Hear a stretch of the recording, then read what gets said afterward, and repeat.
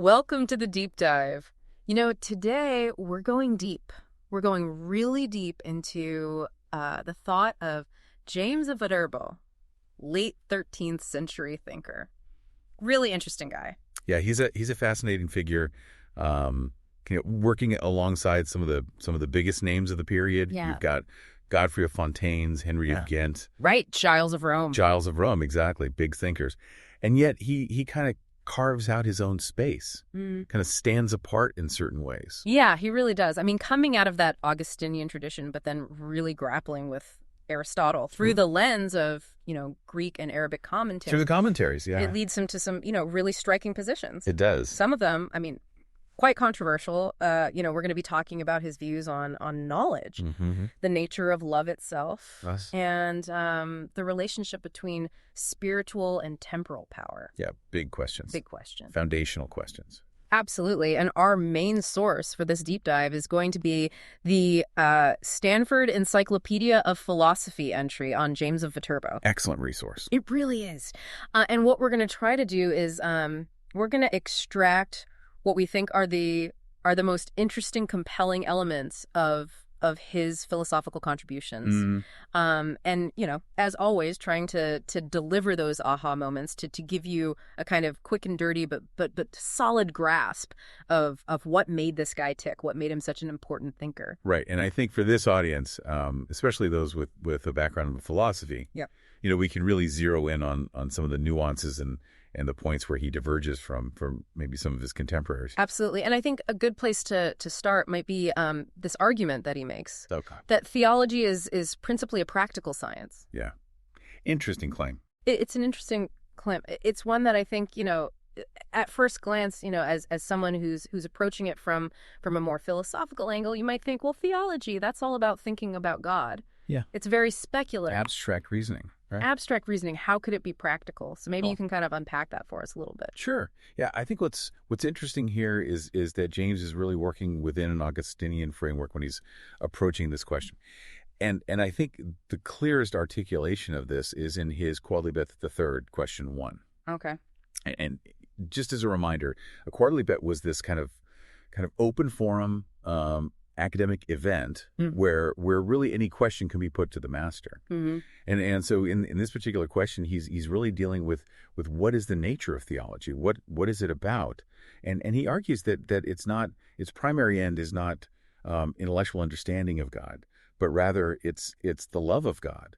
And this love is informed by grace. Okay, so not just sort of right belief or ritual observance, but really something deeper. Yeah, kind of affective dimension. Yeah. And he emphasizes that internal affection, the love that resides within the soul as being really what defines Christian worship. Okay. And what's interesting is that he even brings in Aristotle here. Oh, okay. He acknowledges that even Aristotle in Book 10 of the Nicomachean Ethics kind of hints at this idea that philosophy itself aims at the love of God, particularly in the context of the happy person, the person who's achieved eudaimonia, being the most beloved of God. Right. So that connection to the divine as potentially the culmination of the philosophical life. Yeah. And so there's this interesting point of contact there, but James draws a really, really important distinction, which is in the modus operandi. Okay. The way in which each of these disciplines goes about achieving that end. He argues that sacred science theology aims at this love in a far more direct and efficacious way. And one way he illustrates this is by comparing the way that God is considered in metaphysics versus theology.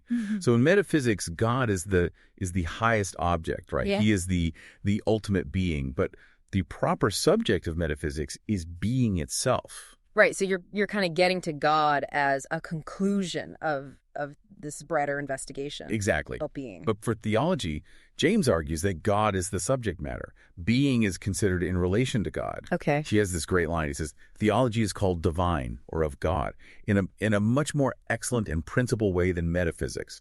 For metaphysics considers God only in relation to common being, whereas theology considers common being in relation to God. Yeah, it's a fundamental shift of perspective. It really is. Yeah. And to kind of unpack this further, he he uses this distinction between amor concupiscentia, the love of desire, and amor amicitiae, the love of friendship. Yeah. And he argues that philosophers working with the tools of natural reason, they can really only conceive of the love of God as desire. Okay. As in desiring something from God. Exactly. Yeah. Yeah. Seeking some benefit, some good from God. Yeah. Seeking divine favor or avoiding misfortune. But true friendship, as even Aristotle suggests in Magna Moralia, entails this kind of communion, this shared life that seems unattainable between, finite human beings and the infinite divine. Right. Through merely natural means. But James argues that through the gratuitous gift of grace, this genuine community of life with God is possible, and this friendship that's born of grace is charity, and that sacred scripture is principally ordered towards conferring this charity. Yeah. So the takeaway here for the philosopher is that James is really reframing theology not as primarily a speculative endeavor, but as a practical science that's focused on cultivating this loving friendship with God. Right. Which is a dimension that he thinks is really beyond the reach of natural philosophical inquiry. Okay. All right. So that's a pretty compelling reassessment of the nature and purpose of theology. Let's maybe shift gears a little bit and think about divine power. Okay. Which is, this is a topic, an area that's just rife with philosophical puzzles, thinking about the limits, if any, to divine omnipotence. And James, following the scholastic tradition, distinguishes between God's ordained power and his absolute power. And so for a philosopher who's used to thinking about possibilities and pushing the limits of what's conceivable, how does this distinction kind of play out in James's thought?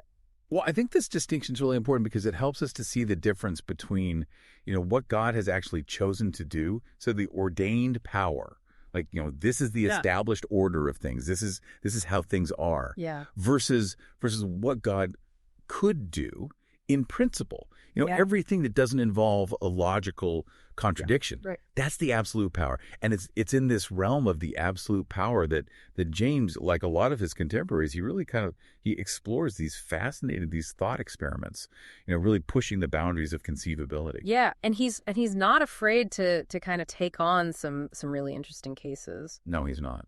In his quadlibets, he's talking about, the possibility of infinite created species, right? Matter existing without form, accidents without a substrate. Mm-hmm, mm-hmm. These are like, there's really good thought experiments, just to kind of wrap your head around. They are. Intellectually stimulating. Yeah, for sure. So let's take that first one, adding infinite species. So James, he sides here with Giles of Rome on this particular point. Okay. And he diverges from Godfrey and Henry. Okay. He argues that God could, in principle, add infinitely many species in the ascending order of perfection. So ad superius. Okay, so the potential for kind of more complex, more perfect beings is theoretically limitless? Yes. In terms of God's power? Within the realm of absolute possibility, yeah. However, he does draw a limit and inferior, so towards less perfect beings. And that limit is between prime matter and absolute nothingness. And the reason here is not because of some kind of constraint on God's power, but it's more about the nature of prime matter itself, which he conceives of as being contiguous with non-being. So there's no kind of intermediary space. There's no kind of room there for further gradations of being at that most fundamental level. Okay, so a boundary condition, but one that's predicated not on a limitation in God, but on the nature of the most basic stuff. That's right. Yeah. Okay, what about this notion of matter existing without form? Right. Which seems to really challenge this kind of core tenet of Aristotelian metaphysics. Yeah, this is one where James, I think, shows a lot of intellectual humility. Okay. He kind of acknowledges the force of arguments on both sides. So, those who deny that God could create matter without form, they argue from the standpoint of reason, and they say, well, form is just essential to the very definition of matter. Right. Matter is something that's determinate, that's real. It's something. It's something. Yeah. And form is what what actualizes potentiality. Yeah, it gives it its identity, its specific way of being. Exactly. But then on the other hand, you have those who champion, the absolute power of God. Yeah. And they say, well, look, divine omnipotence transcends the limitations of our human understanding. We can't really grasp what's logically coherent or contradictory when it comes to God. Yeah. And so James kind of recognizes the validity of both sides here. And he leaves this question somewhat open. I mean, he doesn't really come down definitively on one side or the other, which I think is, a testament to the kind of difficulty of trying to circumscribe, divine possibility with finite human reason. Yeah, I mean, he's a good philosopher, right? He is. He's recognizing the limits of what we can know. Okay, so now this notion of an accident subsisting without a substrate. Right. A quality, existing without a thing that it qualifies. I mean, that's a tough one to wrap your head around. It is a mind bender.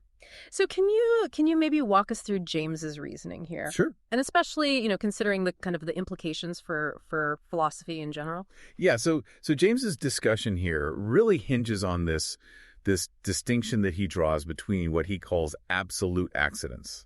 So these are things like quantity, quality, okay, and then relational accidents. Okay. So things like, being similar to or being larger than. And he's pretty clear that relational accidents, these can't exist independently of a subject. Right, because a relation always involves two or more things. Exactly. It's inherently relational. As we'll see later, he views relations as modes of being, not as independent things. Yeah. But his treatment of absolute accidents is more nuanced, and I think arguably more philosophically provocative. Yep.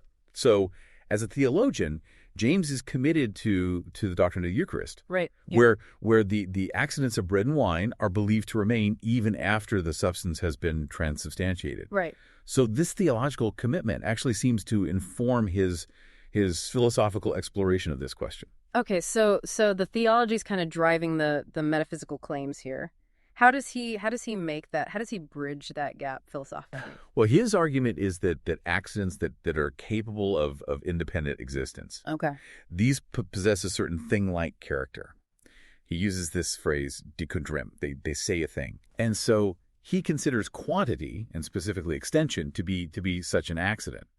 So extension-y things can exist without inerring in a substance, and then he kind of extends this reasoning to certain qualities like color and weight. And he says, well, look, if God can bring about the independent subsistence of these thing-like quantities, then the independent subsistence of these thing-like qualities is also within the scope of his absolute power.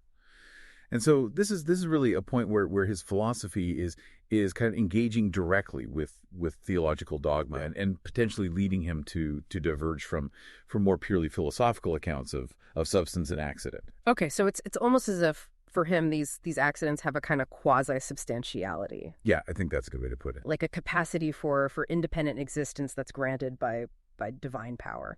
Yeah. Okay, and then finally, he wrestles with this question of whether a rational soul could originate from matter. And initially, his kind of philosophical leanings seem to be against this possibility, right? Because the soul, we think of it as immaterial, as capable of intellectual thought, as inherently kind of oriented towards immortality. Mm-hmm. All of which seem at odds with material existence. Yeah, classic mind-body problem. Yeah. But then, drawing on Augustine, right, he ends up concluding that God's absolute power, even makes this seemingly impossible scenario. Yeah. A possibility. And so he uses this analogy of Christ's generation and the bestowal of immortality. He says, well, look, if God can affect this miraculous union of the divine and human natures. Yeah. And can grant, immortality to a finite creature. Yeah. Then the creation of a rational soul from matter. Yep. Endowed with this potential for separate existence. Mm-hmm. Kind of like those accidents subsisting without a substrate. Mm.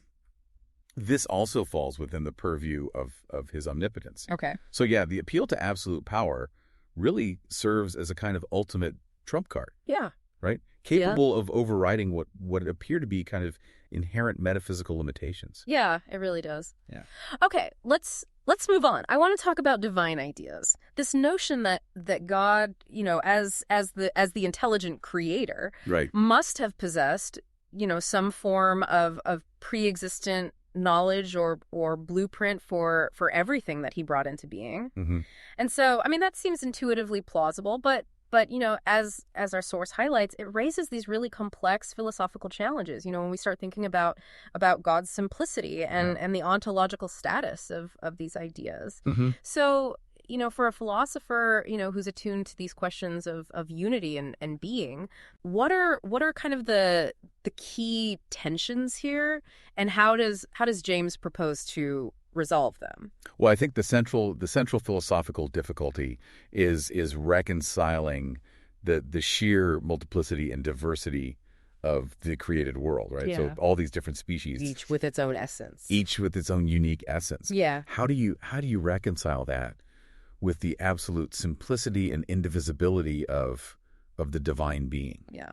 So if God possesses these distinct ideas for every species, how does that not introduce complexity and division within God himself? Yeah. And then furthermore, what is the ontological status of these ideas? I mean, are they somehow separate entities? Yeah. Existing alongside God? Yeah, and then potentially kind of compromising creation ex nihilo. Right, exactly. Or are they merely conceptual aspects of God's own being, which might undermine their role as genuine exemplars for creation? Yeah, it's this delicate balance that you have to strike. Yeah. You have to acknowledge God's creative intelligence, that he has knowledge of what he's creating, but you also have to safeguard this essential unity of God. Yeah. And so Aquinas, in a really influential move, he proposes that divine ideas are not distinct entities from God. Okay. But they are rather the diverse ways in which God's single perfect essence can be imitated. Okay. Or participated in by creatures. So God kind of knows the ideas of things by knowing his own essence, which contains all these perfections in an eminent degree. Right. Yeah. So it's a parsimonious solution. Yeah. That really prioritizes divine simplicity. Yeah. But James, particularly in his later work, Okay. he seems to have gravitated towards a slightly different view. Okay. So in his early work in the Abbreviatio, his view was quite close to Aquinas. But later on, and this is really evident in his Quadlidata, his thought kind of develops, and it shows a greater affinity with Henry of Ghent's position. Okay. So he agrees with Aquinas and Henry that divine ideas they relate to the ways in which God can be imitated, but he feels that the assertion that God knows other things by knowing his own essence, that this only really holds if the essences of those things pre-exist in some objective way within God's intellect. Okay, so a bit more of an insistence on the kind of preconceptual reality of these blueprints. I think so. Okay. And so his solution is to distinguish between two ways in which ideas exist within God's intellect. Okay. So firstly, they are identical with God's intellect. Okay. So that preserves the divine unity. But secondly, and this is the key point of divergence. Yeah. They are also distinct from it. Okay. As cognized objects. So he puts it this way. He says, if God knows creatures before they exist, even insofar as they are other than him and distinct from him, that which he knows is a cognized object, which must needs be something. For that which no wise exists and is absolutely nothing cannot be understood. Yeah, so if God's knowledge of creatures as distinct is to be meaningful, there has to be some objective content there, what that's being known. Exactly. Okay. He also draws on Proclus, the Neoplatonist philosopher. Okay. And emphasizes this principle that the most perfect form of knowledge is knowledge through a thing's cause. Right. And so God knows creatures by knowing his own essence as the efficient cause of those creatures. Okay. And this is a mode of knowledge that James distinguishes from just mere self-contemplation. Right. So it's not just God kind of looking at himself and knowing himself. Right. But it's knowing his essence in this kind of active, productive capacity, which inherently involves knowing what it can produce. Yeah. Yeah. Now, while this emphasis on the distinctness of the cognized objects, it aligns him in some ways with Henry. Again, right. He's careful to kind of differentiate his position. So for Henry, divine ideas, they possess a certain being of essence. Right. That's essentiae. So a significant degree of independent reality. But James, while he also refers to ideas as things he qualifies this. Okay. And he says that they're not things in the absolute sense, but only in a qualified sense insofar as they are objects of divine cognition. Okay, so they have some kind of objective reality as the content of God's knowledge, but not the same kind of robust independent being as created substances. That's right. They have this kind of lesser degree of ontological distinctness from God's essence than in Henry's view.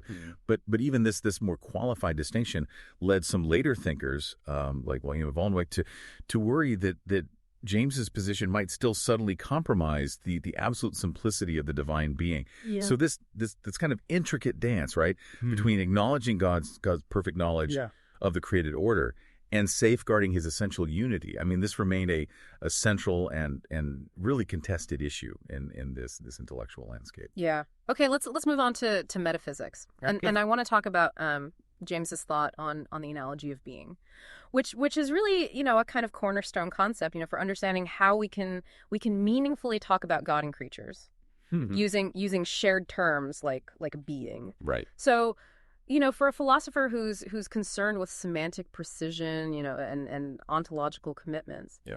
What's James's kind of contribution to this discussion? Well, James starts by laying out this kind of framework for understanding how terms can be common to multiple things. Okay. And he posits that all commonality rests on some form of agreement. Okay. Either nominal, where the same word is used for totally unrelated things. Right. Like the classic bank example. Exactly. The river bank and the financial institutions. Exactly. Pure equivocity. Yeah. So there's no intrinsic connection there. But then you have real agreement. Okay. And real agreement can be either essential. Okay. Where things share the same fundamental nature. So that's what we call univocal predication. Okay. Or it can be analogous. Okay. And James is particularly interested in analogy, and specifically analogia convenientiae attributionis. Yeah. The analogy of attribution. Okay. And so this type of analogy is when a concept is common to several things. Okay.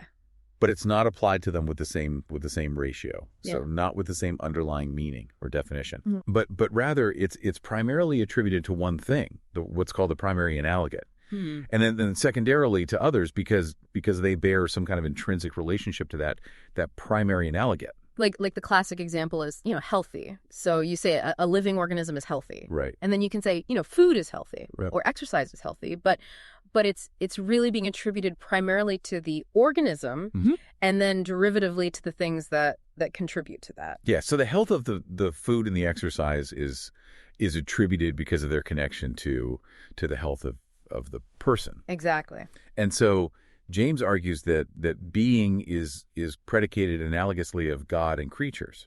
Okay. And also of substance and accident. Right. And in both cases there's a clear kind of order of priority. So God's being is prior to the being of creatures. Yeah. And the being of a substance is prior to the being of accidents. So God's being is kind of the primary instance. Yeah. The focal point to which all the other instances are related. Right. Yeah. And he argues that the very ratio, the meaning of being is fundamentally different in the case of God. Okay. So in God, being is what God is. He says, ipsum esse divinum est ipsa deitas. Right. Right. So divine being is divinity itself. Right. Whereas created being, it's not identical to the essence of the creature. It's being that is received or participated in. Okay. It's something added to its essence. Right. And so this fundamental difference leads to further distinctions. So divine being is per se. It's through itself. Yeah. Whereas created being is per aliud. It's through another. Ultimately through God as the first cause. Yeah. And created being is contingent and related to an efficient cause. Whereas uncreated being is absolutely necessary. Right. And uncaused. And so his conclusion is that while we use the same term being for both God and creatures, Yeah. it's predicated with these fundamentally different natures. Right. So proper and perfect in the case of God, and then derivative and secondary in the case of creatures. Yeah. So it allows for a kind of, a meaningful connection in our language about God and the world. Yeah. But without collapsing this radical difference. Yeah. In being between them. Okay, now another central debate of the era was this distinction between being esse and essence essentia. Right. And so was James a proponent of a real distinction, and how did he kind of articulate that within this complex debate? Well, yeah, the relationship between esse and essentia was a really kind of hot topic in 13th century philosophy. Yeah. And James, I think, draws inspiration from Anselm of Canterbury here. Okay. And kind of his